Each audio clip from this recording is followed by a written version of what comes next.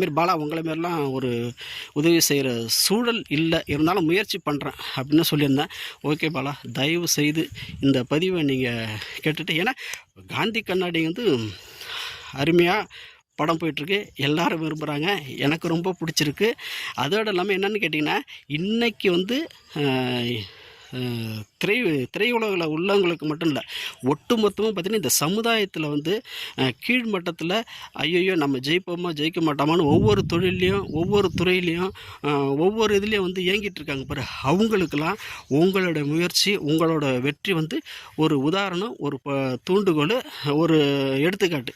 அதனால தான் நீங்கள் எல்லாருக்கும் வந்து ஒரு முன்னோடியாக எல்லாருடைய வாழ்க்கையிலும் முயற்சி பண்ணால் முன்னேறலாங்கிறதுக்கு ஒரு எடுத்துக்காட்டாக இருக்கிற கேபி பாலா அவர்களே, உங்களுக்காக தான் நான் இதை வந்து போடுறேன்.